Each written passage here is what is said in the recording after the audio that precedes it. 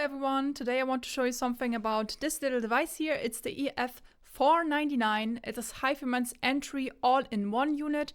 So there's a digital to analog converter, in short DAC, and an amplifier, in short amp, in here, as well as a LAN-based streamer function in this little box. Just a little side note before we actually start.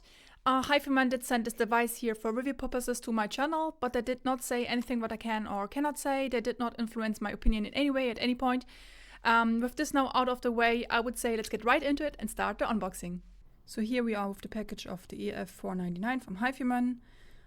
It is looking quite unspectacular, and so I would say return it, because here's a little bit of information about it. So here you see the 4 levels function switch, the volume control, and the headphone outputs, as well as the back side where you see different in and outputs. So I would say let's open it right away now. Here we go. So we are greeted now with a little box here that you already know of HiFiMan headphones. So most of the time there's the cable in this little box. So there is the power cable. It seems rather standard. Let's go to the EF499 itself now. It is, quite heavy. Let's get it out of here. Alright, here it is. The EF499. It has a nice clicky wheel here, and a nice volume wheel as well. I quite like the colors here. It has a matte finish to it, and here you have the back side with the in and outputs. So we have the balanced out, the RCR out, the network connector, and the coaxial USB Type-C and USB Type-B, as well as a function switch, so to change between net and USB. Down here you see the headphone stand and a voltage selector, so in case you need to use a different voltage in a country that is not having 230 volts.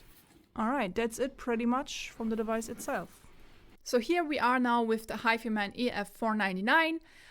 That is the cheapest all-in-one unit that goes for $299 from HiFiMan currently. Its build quality, I would say, is decent. It weighs 3.3 kilograms and has an all metal chassis that has a little bit of a matte finish to it, and it's quite fingerprint resistant in this case. So the front panel is a black acrylic glossy finish to it that has a little bit of, is prone to show fingerprints a little bit. But otherwise, I think this unit looks quite nice. I like the colors of the knobs here. They also feel quite nice. This upper knob here, for example, is having like a low and high gain mode, while also providing like an oversampling mode and a non-oversampling mode. So it also has a nice click to it, as you can maybe hear. So in general speaking, I'm quite like the build quality here, and it also has this little headphone stand where you can potentially, if you want to, put your headphones over it to use it as a headphone stand. If you're somebody who doesn't need that or wants to have it lying flat, for example, there's screws down here that you can potentially unscrew and then potentially also remove this little thing here, so you can actually use it also by lying down like this. But I do prefer it like this, so it is a nice little headphone stand I like using. So the EF499 has an air-to-air architecture. So generally speaking, most of the time air-to-air DACs are known to be having a more natural, smoother, analog-like presentation in comparison to, for example, Data Sigma DACs. So here we have a Philips air-to-air DAC implementation.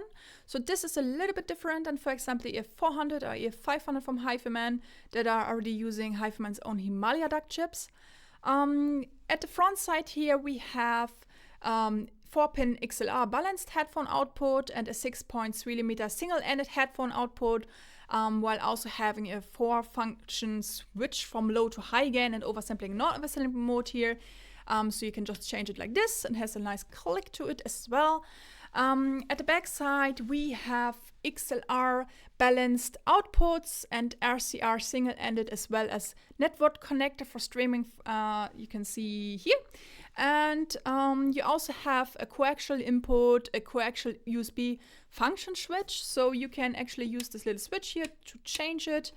And you also have USB-C input and USB-B input.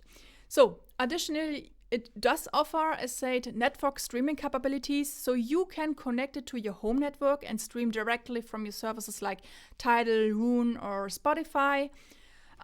This device here is quite powerful, so it can drive most planar magnetic headphones pretty well. It is through the weakest in power output when comparing, for example, to the EF400 or EF500. The maximum power outputs of the EF499 is 4.3 watts per channel with a 32 ohms and balanced connection. If you use it with the single-ended connection, so the unbalanced connection, it just outputs 1.3 watts per channel with 32 ohms. This means, as you can see, it is highly recommended to actually use the balanced connection here, because it is considerably more powerful when you use it with the XLR connection here. So I would highly suggest only using that one with your headphones.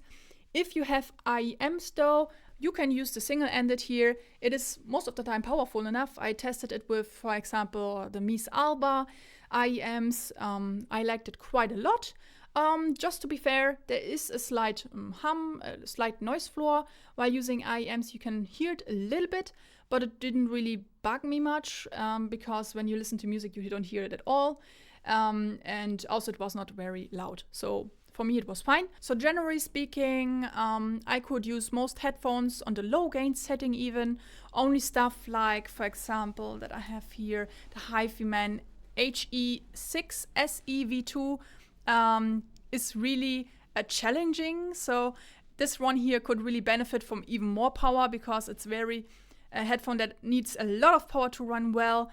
So this is not even comparable to something like Edition XS or Anandr or Aria or HiFiMan HE1000 Stealth, for example. These headphones didn't really have any trouble on this amplification of the EF499 with running on even low gain.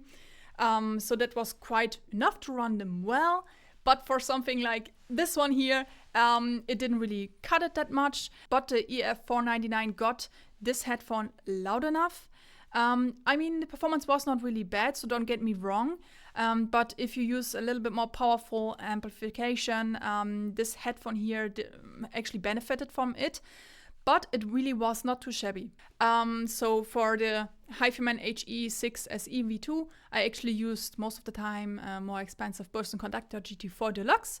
That can pump out 10 watts per 16 ohms and 5 watts per 32 ohms. There the headphone performs a little bit better. So the EF499 is actually a Class AB amplifier. Maybe you ask yourself now, what is that even? What does that mean? You can see here a little explanation on which classes there are. Generally speaking, Class A amplifiers run continuously in its output transistors for the cleanest sound, but at a cost of efficiency and therefore heat. So if you compare this to the Burson one, that's a Class A amplifier, that one gets really hot and it really pulls out around 100 watts out of your socket. This is not the case for this device here. It's Class AB. So even if you run it for a few hours, it does not really get warm. So you will not burn your hands while touching it. It will not be unpleasant. So I quite enjoyed it, that it doesn't get that warm and doesn't pull that much energy. Alright, so let's come to the sonic performances of this device now. So the EF499 is quite neutral, but in comparison to the EF500, for example, a tad more warm. It has a tendency to be a bit more rich and full sounding in performance, but I wouldn't really call it to be a very warm sounding unit. That's not the case. The soundstage size here does not seem to be presented overly wide here, but it's placing the instruments quite nicely within the space with decent layering. I found the EF499 to be sonically just a little bit weaker than, for example, the EF500 or the EF400. They're also quite more expensive than this one here. Mostly one could feel the difference that this device here tends to be just a bit more sharp and sizzly at the top end, at very slightly less impactful in the bass response. But be aware, please, that these differences are really not that big. It's our slight differences. I was quite happy with this unit because it pairs quite nicely with, for example, brighter headphones from HiFiMan, like the HiFiMan Aria Stealth, for example. It could smooth out the top end a little bit to make it more pleasant to listen to without EQ. And also when you listen to very sibilant songs like from Ava Max, for example, there you could feel that this device here with an air-to-air DAC chip is having a benefit in comparison. I, for example, enjoyed this device nearly as much for bright songs, sibilant songs, than my Burson Conductor GT4, for example, because it was just more pleasant on listening, for example, to HiFiMan Aria Stealth that is quite bright on this device here. I really like using it in oversampling mode rather than non-oversampling mode. The differences are slight, but to my ears, the oversampling mode feels a little bit more detailed and refined. One thing I did want to let you know though is that also on this device here, we have slight channel imbalance on the volume setting like 1 to 3. It is afterwards, when you move the volume up a bit more, it is gone, so no worries about that. I didn't find it to be much troublesome because at the setting 3 or 4, it was really not a setting I would listen music to. So I didn't find it to be troublesome. And also different devices like the EF400, EF500 do have the same issue. And also other devices like, for example, the HiFi Zendeck V2 also has channel imbalance that is a little bit worse even than here. It is present here. I wanted to let you know that. But generally speaking, I didn't find it to be troublesome. All right, so let's come to an end now with the short review. Generally speaking, I quite enjoyed using this device. You are getting for the price a quite nice air-to-air DAC that has good amp capabilities and streaming capabilities.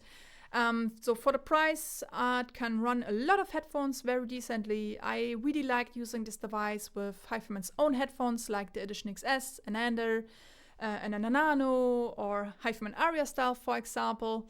Of course, if you have something very hard to drive, like the HiFiMan HE6 SE, then this is not the greatest choice, but generally speaking, it could also drive then loud enough and pretty well, I would say. So generally speaking, I was quite happy with it. I also tested it with Mies headphones and it delivered a good job. Nothing to complain here, except maybe the glossy panel that is fingerprint prone, but I really like the design that you can also use as a headphone stand. Therefore, I can recommend this device here. I guess now we are quite finished with the short review. I hope you have liked it, and if you did, please consider hitting the like and subscribe button to support me a bit, and I hope to see you again next time. Ciao, ciao!